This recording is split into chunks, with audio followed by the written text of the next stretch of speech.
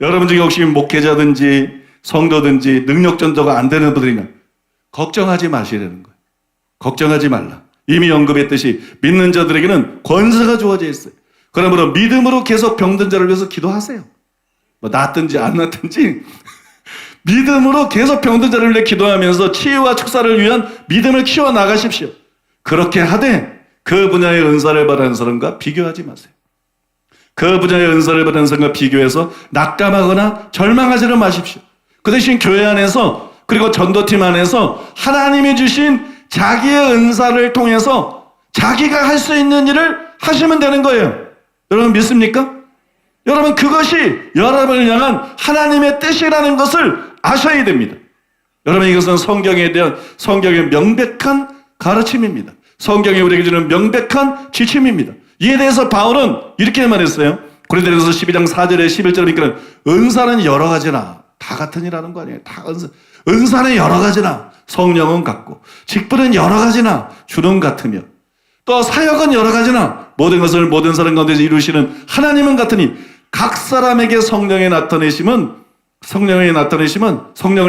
유익하게 하십니다. 어떤 사람에게는 9가지 은사를 말하면서 계속 나옵니다. 어떤 사람에게는 다른 사람에게는 어떤 사람에게는 다른 사람에게는 어떤 사람에게는 은사를 전부 그렇게 소개하고 있어요. 전부에게 주는 게 아니다. 어떤 사람에게 또 이 사람이 아니라 다른 사람에게 이걸 믿습니까? 은사에 대해서 전부 그러면서 마지막에 뭐라 그래요?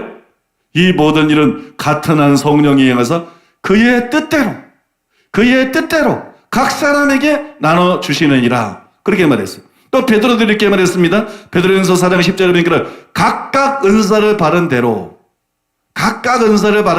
이게 은사가 다르다는 얘기. 각각 은사를 받은 대로 하나님의 여러 가지 은혜를 맡은 선한 청지기 같이 서로 봉사하라. 그렇게 말해요. 은사가 다르기 때문에 서로 봉사해야 되는 거예요. 은사가 다르기 때문에 서로가 필요한 거예요. 은사가 다르기 때문에 서로를 섬겨야 되는 거예요. 여러분 믿습니까? 여러분 이 두 구절에서 두 사도는 자기가 받은 은사대로 하나님을 섬겨라 이렇게 권면합니다. 획일화될 필요가 없다. 다 누구처럼 될 필요는 없다. 믿습니까? 자기가 받은 은사로 하나님을 섬기라 이렇게 권면하고 있고 여러분 다른 곳에서 바울은 한 걸음 더 나아갑니다. 한 걸음 더 나아가서 반드시 그렇게 해야 된다. 반드시 그렇게 해야 된다. 다른 사람 흉내내지 마라. 다른 사람처럼 되려고 하지 마라. 너의 은사가 무엇인 줄 알고 반드시 그 일을 해야 된다. 딴 사람처럼 되려고 하다가 시간 낭비하지 말아라. 딴 사람처럼 되려고 낙담하지도 말고 좌절하지도 말아라. 그냥 너는 너다. 믿습니까? 다 은혜로 되는 거예요. 은혜로. 나 된 것은 하나님의 은혜로 된 거고 예언하는 사람도 하나님 은혜로, 치유하는 사람도 하나님 은혜로, 설교하는 사람도 하나님 은혜로, 어떤 은사든 하나님 은혜로 되는 거예요. 근데 그건 하나님 뜻대로 되는 거예요. 여러분 믿습니까? 그러니까 반드시 그렇게 하라 경고했어요.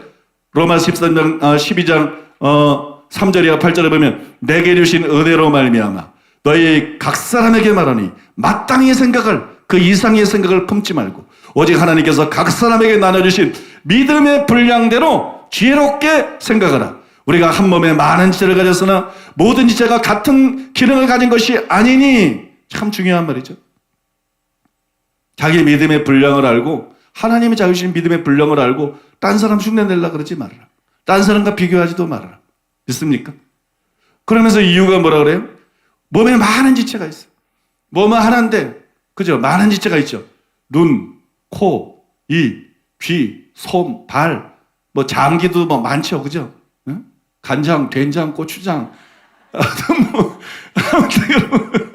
많은 장기들이 있어요. 근데 이게 다 달라요. 기능들이 다 달라요.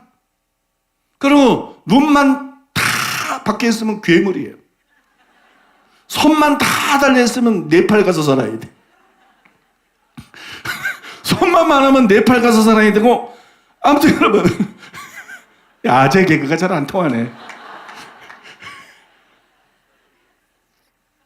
응? 발만 많이 달려있으면 그건 무너지. 그건 사람이 아니죠. 그죠? 여러분, 교회가 획일화되면 안 된다는 거예요. 교회가 획일화되면 안 된다.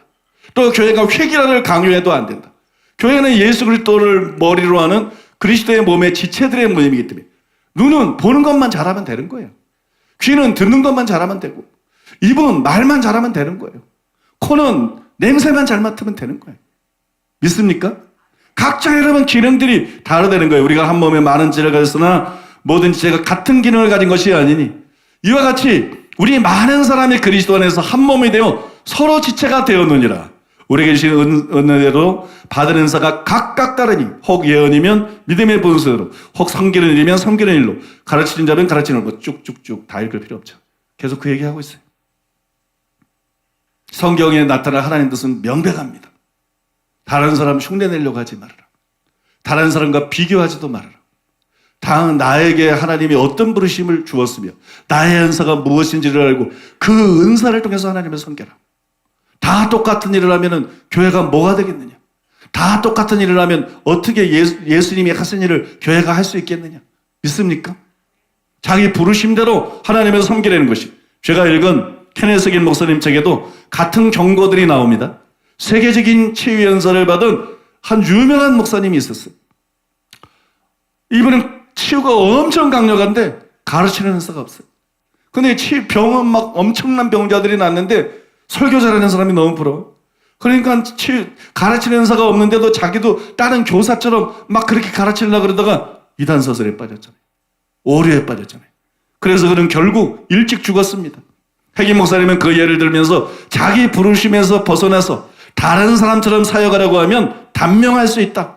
목회자들이 일찍 죽는 이유 중에 하나가 바로 그거다. 그렇게 여러분 경고하고 있어요. 그러므로 우리는 다른 사람들 같이 되려고 하지 말고 하나님이 자기 계신 은사를 통해서 자신이 가장 잘할 수 있는 자신만의 강점으로 하나님을 섬겨야 돼. 왜 약점으로 하나님을 섬기려고 그래? 강점으로 하나님을 섬겨야지. 여러분 믿습니까? 강점으로 하나님을 섬겨야지. 세상의 모든 지경을 약점으로 하는 사람이 어디 있어? 자기가 잘할 수 있는 일을 선택해서, 그런 직종을 선택해서 강점으로 일하는 거지. 세상 누가 약점으로 일을 해? 근데 왜 교회 안에서 다른 사람이 흉내내면서 약점으로 일을 하려고 그래? 강점으로 일해야지. 강점으로 일해야지. 저는 여러분 아는 대로 작은 개척교회 시절부터 울산에서 목회할 때 몇몇 목사님들과 수많은 영성 집회를 참석하면서 은사와 은혜를 너무 사모한 사람이에요. 예언의 은사를 너무 사모하고, 치유의 은사를 너무 사모하고, 엄청 입신도 엄청 사모하고, 영적인 체험 엄청 사모하고. 그래서 막 가가지고 그냥 기도받고 그냥 뼈다귀 회장수 사 먹고 그 교회 사무실이나 이런 데 자면서 막 그렇게 쫓아다녔는데, 여러분 내가 만약에 예언으로 사역하려고 그래봐, 나는 완전히 쓸모가 없어요. 내가 예언으로 사역을 하려고 그러면 나라는 인간은 쓸모가 없어. 이거는 뭐 쓸모가 없는 인간이야. 쓰레기야. 내가 여러분 치유로 사역하려고 그래봐, 쓸모가 없어. 쓸모가 없어. 그래서 영성운동 다니는 사람들이 자기가 예언의 은사가 없으면 참 이렇게 비참하게 느껴요. 자기가 치유가 은사가 없으면 막 비참하게 느껴요. 근데 여러분, 나도 한때 그랬어. 뭐야, 나는 막 불식 짝지어서 막 기도하라면 제일 싫어. 배는 것도 없고 느껴지는 것도 없고 어떻게 이렇게 아무것도 없는지 몰라. 그냥 얼굴만 보여 그냥. 난 그러면 집에 나가버려 그냥.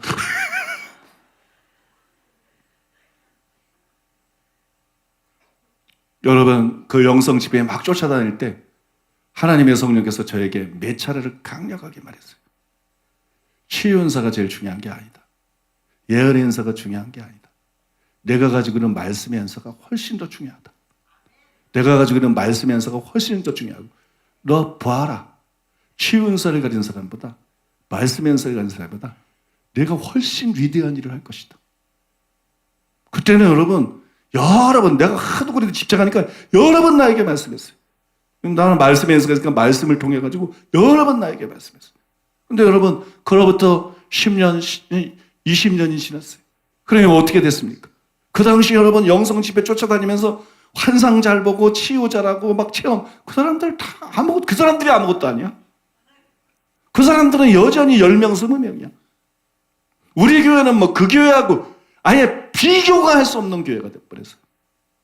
그때 막 몰려다니는 수백 명 목사 교회를 합해도 우리 교회가 더 커. 아예 그냥 비교할 수 없는 상태가 돼버렸어. 비교할 수가 없는 그런 교회가 돼버렸어. 내가 여러분 내 은사를 포기하고 그냥 예언에 올인했다면 우리 교회 망했어요. 이런 교회 생겨나지도 않았어. 내가 내 은사를 포기하고 내 부르심에 집중하지 않고 단순히 여러분 치유에만 집중했다면 오늘날 이 교회는 없어요, 여러분. 이런 교회는 세워지지 않고 이런 사회가 일어나지 않아요. 응? 여러분 강점으로 하나님을 섬기려는 거예요. 자기 약점을 바라보고 나는 2루다 3루다 이런 생각 버리려는 거예요. 여러분 강점을 바라보려는 거예요. 여러분 믿습니까? 여러분 강점으로 살아가면 다 인류가 될 수 있어요. 내가 아침에 들어와가지고 아침에 듣고 들어와서 자꾸 송선주 전사님 설교 얘기를 하는데 아직도 그게 기억에 남아있어서 나가서 전도하는데 안 되면 병 고치면 된다. 병 고치면 된다. 병 고쳐도 안 되면 예언하면 되더라. 여러분 예언 행사가 전도에 얼마나 또 놀랍게 쓰임받을 수 있는가. 치유가 전도에 쓰임받을 수 있는 것처럼 예언 행사들도 굉장히 많은 사람들의 마음을 움직이고 예수님도 예언 전도 하셨고 수가성 여인에게 여러분 예언 전도 우리 교회에서 많은 효과를 보았잖아요. 그러니까 누구처럼 되려고 꼭 할 필요가 없다. 자기가 받은 은사에 집중하면서 그거를 개발시켜라. 뭐든지 그거를 개발시켜서 거기에 있어서 확실하게 하나님께 쓰임받을 수 있는 사람이 되면 여러분들이 모두 인류가 될 줄로 믿습니다. 여러분들이 모두 인류로 쓰임받는 사람이 될 수 있는 줄로 믿습니다.